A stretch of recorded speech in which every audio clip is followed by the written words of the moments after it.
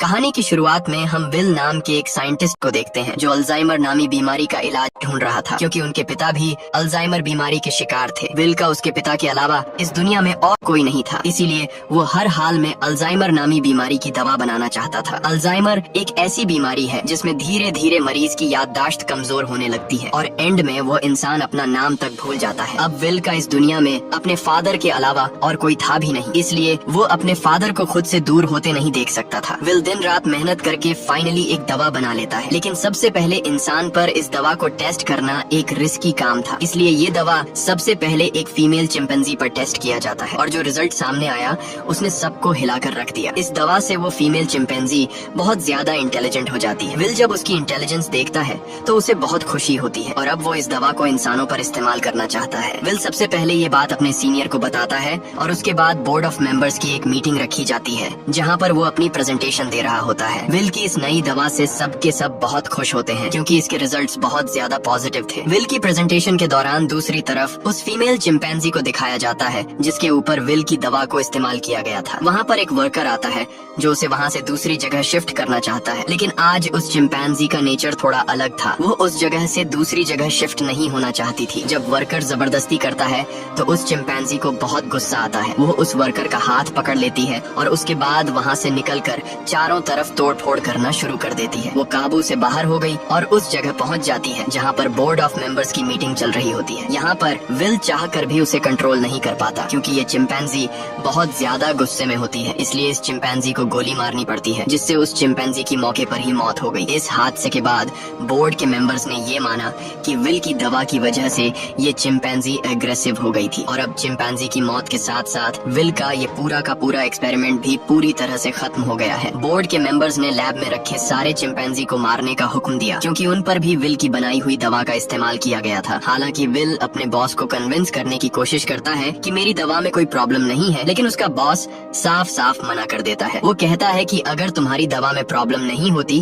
तो वो चिंपैंजी इतना ज्यादा अग्रेसिव नहीं होती। विल की 5 सालों की एक्सपेरिमेंट अब जाया हो गई थी। वो अंदर लैब की तरफ जाता है, तभी उसके पास लैब का केयर टेकर आता है और उसे बताता है कि आपकी दवा में कोई भी प्रॉब्लम नहीं है। दरअसल चिंपैंजी आपकी दवा की वजह से अग्रेसिव नहीं हुई थी, बल्कि उसने उसी वक्त एक बच्चे को जन्म दिया था जिस वजह से वो गुस्से में आ गई थी क्योंकि उसे वहाँ से शिफ्ट किया जा रहा था। और अब विल को पूरी बात समझ में आ जाती है। वो वर्कर उसे कहता है कि मैंने बॉस के कहने पर उन सारे चिंपैंजीज को मार दिया और उस बच्चे को नहीं मार पाया जो अभी अभी पैदा हुआ है। उसके बाद विल बिना किसी को बताए चुपके से उस बच्चे को अपने घर ले आता है जहाँ पर विल के फादर भी होते हैं और यहाँ पर हमें दिखाया जाता है कि ये चिंपैंजी का बच्चा छोटा तो है लेकिन उसका दिमाग इंसानों की तरह तेज है। बहुत जल्दी वो विल के पिता से घुल मिल जाता है और विल के पिता उसे नाम देते हैं सीजर। धीरे धीरे 3 साल बीत जाते हैं और अब वो चिंपैंजी का बच्चा जिसका नाम सीजर है वो बहुत ज्यादा स्मार्ट हो चुका है। वो पढ़ सकता है, गेम्स खेलता है और बिल्कुल इंसानों की तरह हर एक काम को करता है। बस वो सिर्फ एक चीज नहीं कर सकता और वो है इंसानों की तरह बोलना, पर वो इंसानों की बातचीत को अच्छी तरह से समझ सकता है। वहीं विल के पिता को दिखाया जाता है जिनकी अल्जाइमर बीमारी की वजह से दिमागी हालत काफी ज्यादा खराब हो चुकी है, यहाँ तक कि उनकी नर्स भी उनका ध्यान रखने से मना कर देती है। वो विल से कहती है कि तुम्हारे पिता को अब हॉस्पिटल की जरूरत है, घर पर उनका टेक केयर नहीं किया जा सकता। विल अपने पिता की हालत देखकर उसे बहुत दुख होता है और अगले दिन जब वो लैब में जाता है तो चुपके से उस दवा को लेकर आता है जो उसने सीजर की मॉम को और बाकी चिंपैंजीज को दी थी और ये दफा उसने स्पेशली अपने पिता के अल्जाइमर बीमारी के लिए बनाई थी। वो जानता था कि उसके पिता का बचना अब नामुमकिन है, इसलिए वो ये रिस्क लेता है और अपने पिता को अल्जाइमर की वो दवा इंजेक्ट कर देता है। विल के पिता पहले इंसान होते हैं जिनके ऊपर इस अल्जाइमर की दवा को यूज किया जाता है। विल रात भर सो नहीं पाता क्योंकि उसे डर लगता है कि कहीं उसके पिता को कुछ हो न जाए और अगली सुबह विल देखता है कि उसके पिता पियानो बजा रहे हैं। वो पूरी तरह से ठीक हो चुके हैं। विल ये देखकर बहुत खुश होता है, यानी उसकी दवा ने उसके पिता को पूरी तरह से ठीक कर दिया है। वहीं हमें सीजर को दिखाया जाता है जो खिड़की से कुछ बच्चों को साइकिल चलाते हुए देखता है। सीजर का भी मन करता है कि वो भी उन बच्चों की तरह साइकिल चलाए, इसलिए वो पड़ोस के घर में चला जाता है,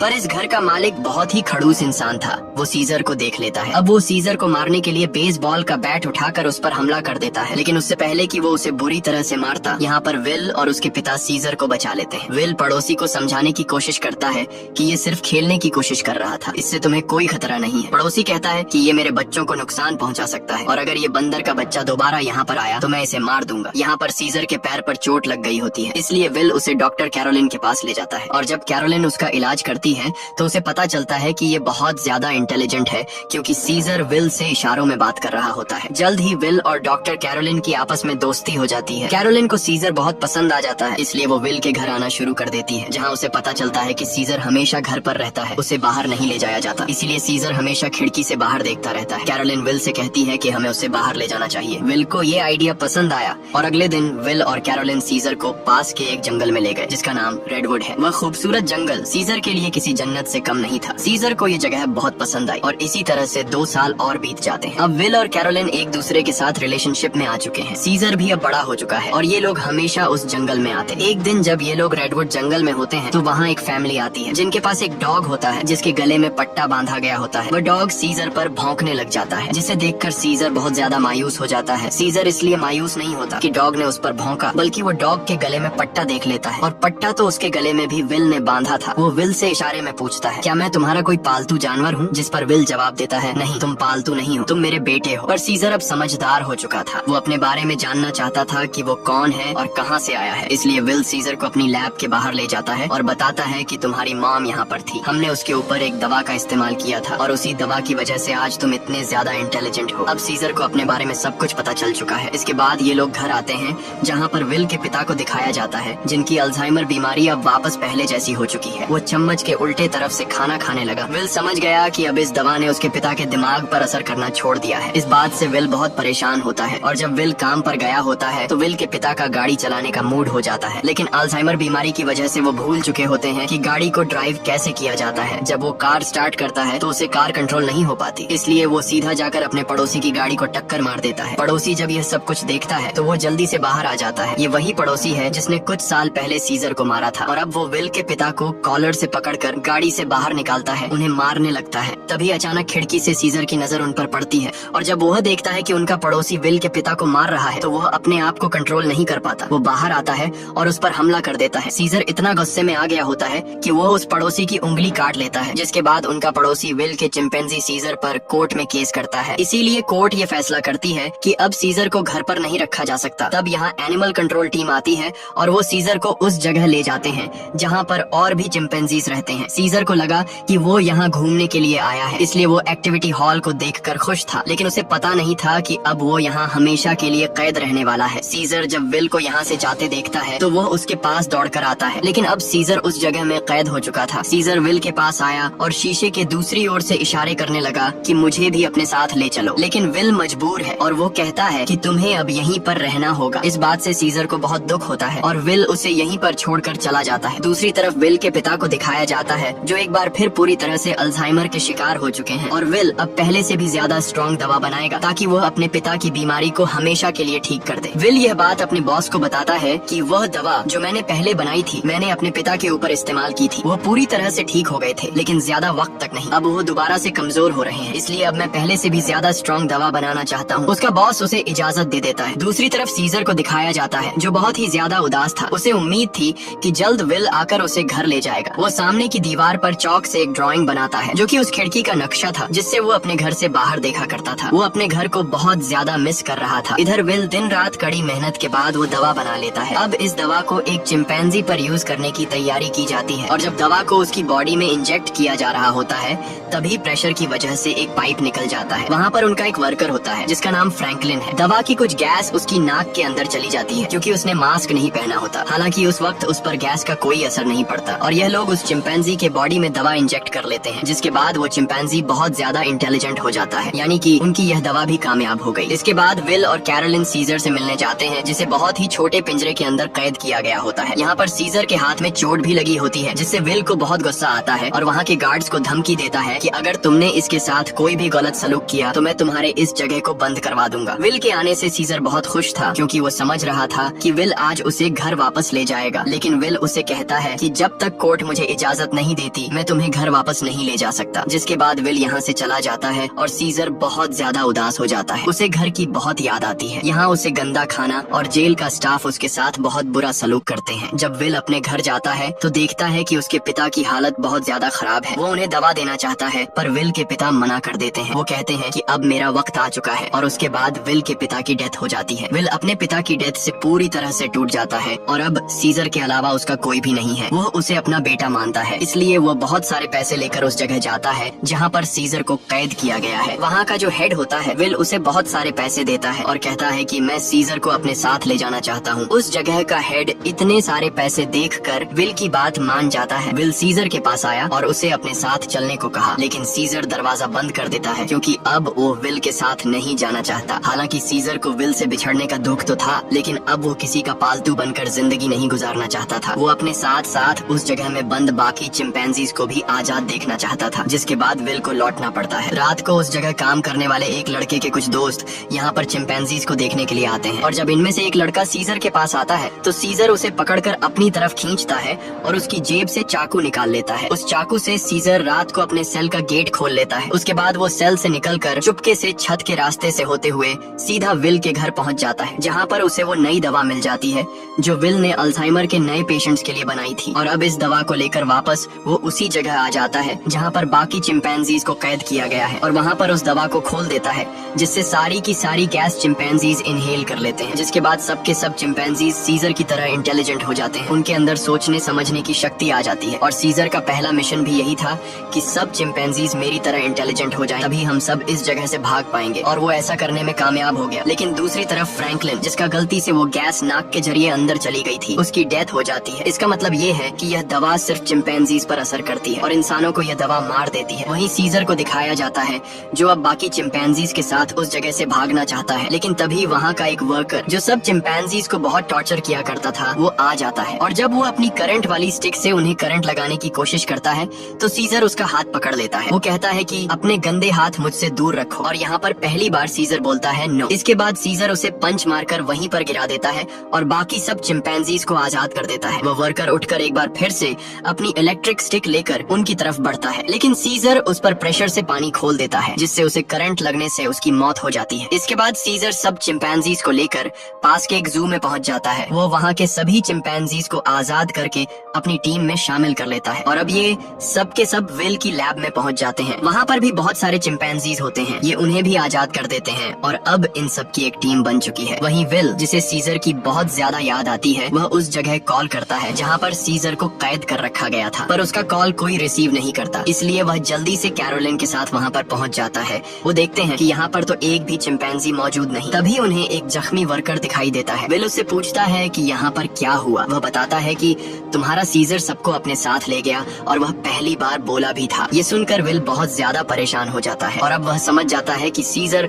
अपने सभी साथियों के साथ रेडवुड जा रहा है, जहाँ पर बचपन में उसे ले जाया करता था। सीजर शहर के रास्ते से अपने साथियों के साथ आगे की तरफ बढ़ रहा होता है। रास्ते में एक ब्रिज आता है जहाँ पर पुलिस उनका रास्ता रोक लेती है और इसके बाद चिंपैंजीज और पुलिस के बीच में एक बहुत बड़ी फाइट होती है। हालांकि सीजर का मकसद इंसानों को चोट पहुंचाना नहीं था, बल्कि अपने चिंपैंजी भाइयों को आजाद करके उन्हें रेडवुड जंगल तक पहुंचाना था। उनके ऊपर हेलीकॉप्टर से हमला किया जाता है और जब सीजर को नुकसान पहुंचने वाला होता है तो तभी वहां पर एक गोरिल्ला हेलीकॉप्टर के ऊपर कूद जाता है और हेलीकॉप्टर को क्रैश कर देता है, जिससे उसकी जान चली जाती है। और तभी वहां पर कोबा नामी चिंपैंजी आता है। कोबा वही चिंपैंजी है जिसकी बॉडी पर लैब में एक्सपेरिमेंट किया गया था, जो उस आदमी को मार देता है जो हेलीकॉप्टर से उन पर गोलियां चला रहा था। यहाँ जब एक गोरिल्ला पुलिस वाले को चीरने वाला था तब सीजर उसे रोक लेता है, क्योंकि सीजर पुलिस वालों को रोकना चाहता था, उन्हें मारना नहीं। अब ये सब के सब ब्रिज को क्रॉस कर रेडवुड पार्क पहुंच जाते हैं, जहाँ पर विल भी कुछ देर में पहुंच जाता है। वो सीजर को आवाजें देने लगता है। इस दौरान एक दूसरा चिंपैंजी विल पर हमला करने वाला होता है कि तभी सीजर उसे रोकता है। विल सीजर से कहता है कि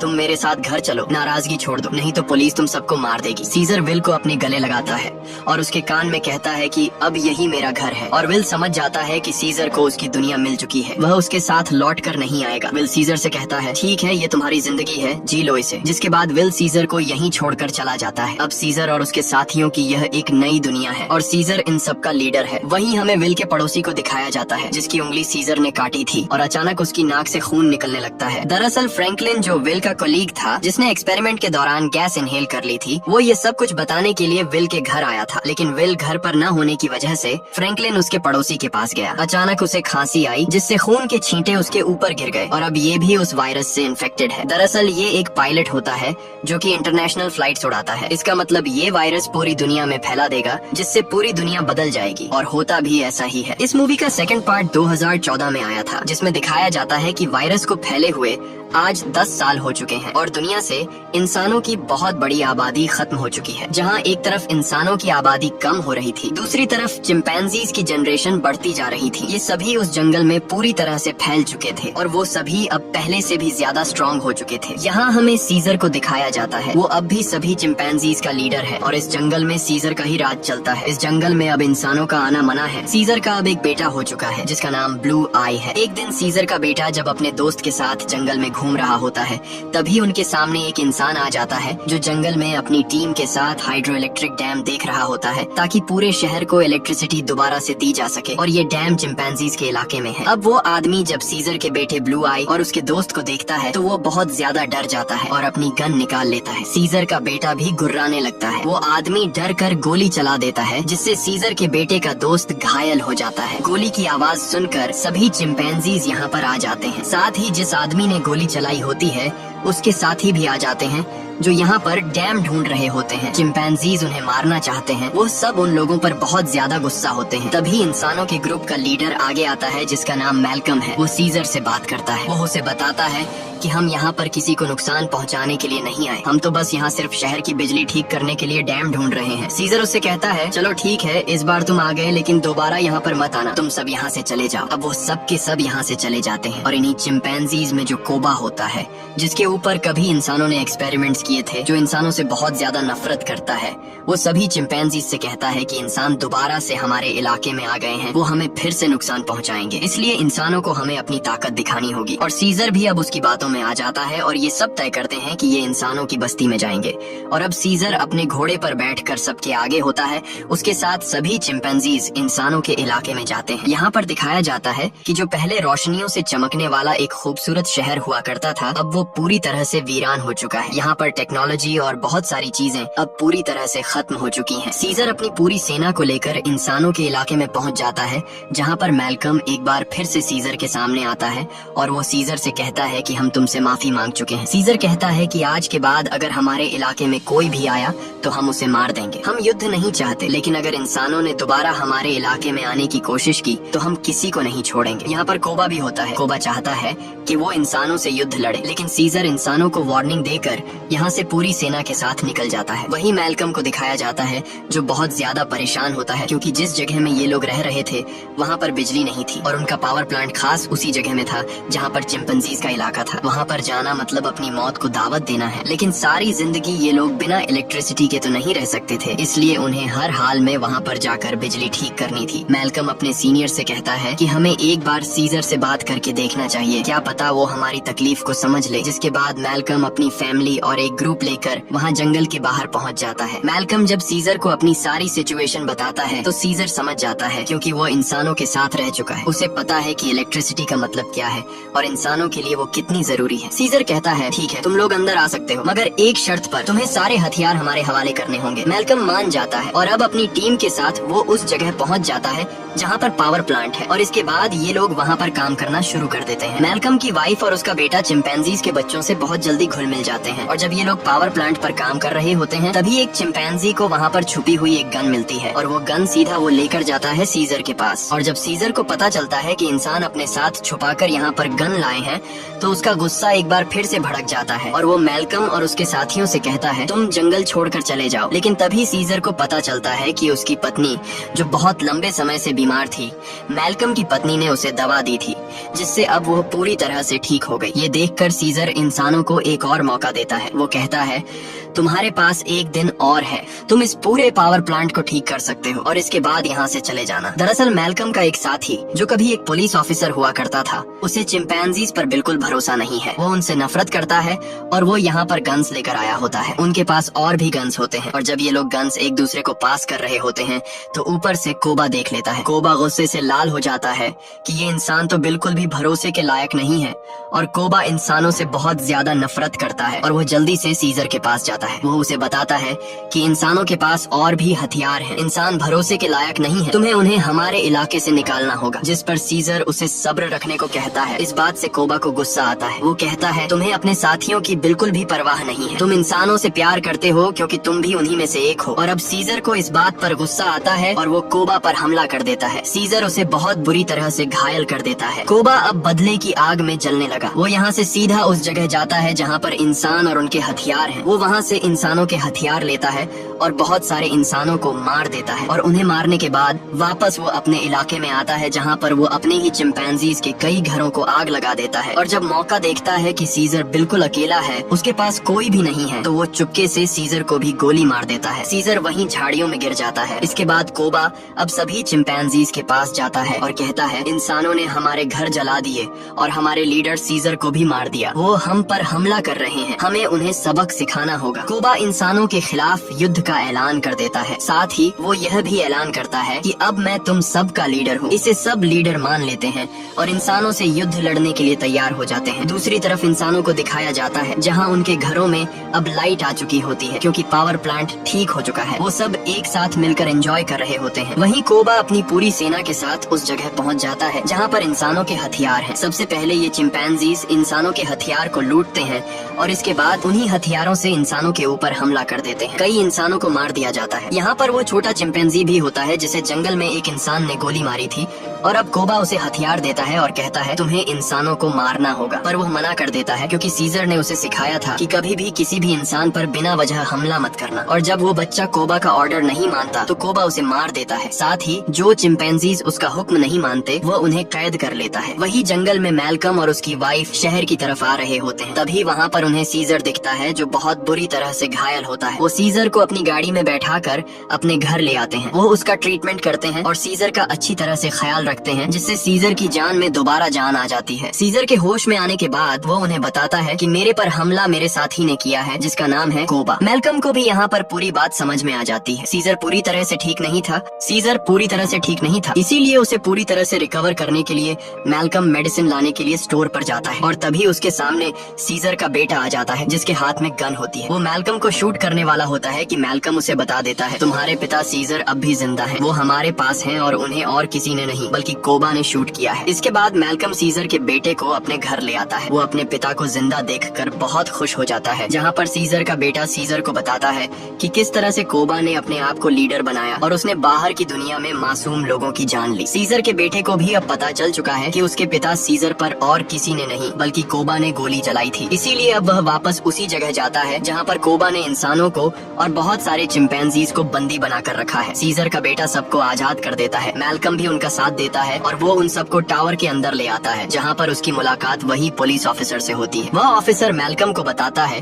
कि इलेक्ट्रिसिटी आने के बाद मैंने रेडियो से आर्मी के साथ कांटेक्ट कर लिया है और बहुत जल्द बहुत बड़ी आर्मी की सेना यहाँ पर आने वाली है जो सभी चिंपैंजीज का खात्मा कर देगी। साथ ही वह यह भी बताता है कि मैंने टावर के ऊपर बहुत सारे बॉम्ब्स को फिट कर दिया है ताकि जब चिंपैंजीज टावर के ऊपर चढ़ेंगे तो मैं बॉम्ब को ब्लास्ट करके उन सब चिंपैंजीज को मार दूंगा। हालांकि इसमें उसकी खुद भी जान चली जाएगी। उसके हाथ में रिमोट कंट्रोल होता है और अब ये देखने के बाद मैल्कम और सभी इंसान वहाँ से भागना शुरू कर देते हैं। वहीं सीजर को दिखाया जाता है जो अब यहाँ पर पहुँच चुका है। उसका सामना कोबा से होता है और कोबा और उसके बीच फाइट शुरू हो जाती है। सीजर को जिंदा देखकर बाकी चिंपैंजीज भी कोबा की गद्दारी को जान चुके हैं। वहीं हमें उस पुलिस ऑफिसर को दिखाया जाता है जो टाउन के एक हिस्से को बॉम्ब से ब्लास्ट कर देता है जिसमें कई सारे चिंपैंजीज मारे जाते हैं, लेकिन कोबा, सीजर और उसके कई साथी अब भी जिंदा हैं। जब कोबा देखता है कि बहुत सारे चिंपैंजीज वापस सीजर को सपोर्ट करने लगे हैं तो वह उन सब पर गोलियां चलाना शुरू कर देता है। तभी सीजर काफी ऊंचाई से कोबा पर हमला कर देता है और उसे बिल्डिंग से नीचे धकेल देता है। कोबा लोहे की रॉड से लटक जाता है। अब वह सीजर से कहता है प्लीज मुझे बचा लो, जिसके बाद सीजर उसका हाथ पकड़ लेता है, लेकिन कोबा ने जो किया है उसे माफ नहीं किया जा सकता। इसीलिए सीजर उसका हाथ छोड़कर उसे नीचे गिरा देता है जिससे उसकी मौत हो जाती है। और अब मैल्कम और सीजर एक दूसरे के सामने होते हैं। ये दोनों एक दूसरे से हाथ मिलाते हैं, यानी कि यह दोनों अब अच्छे दोस्त हैं, जैसे कभी सीजर विल का हुआ करता था। मैल्कम सीजर को बताता है कि बहुत जल्दी यहाँ पर आर्मी आने वाली है, तुम सबको यहाँ से निकलना होगा ताकि इस जंग को रोका जा सके। सीजर कहता है कि अब इंसानों और चिंपैंजीज के बीच जो वॉर है उसे कभी खत्म नहीं किया जा सकता। इसी के साथ यह कहानी खत्म हो जाती है। अगर वीडियो आपको अच्छी लगी हो तो हमारे चैनल को सब्सक्राइब और वीडियो को लाइक जरूर कीजिएगा।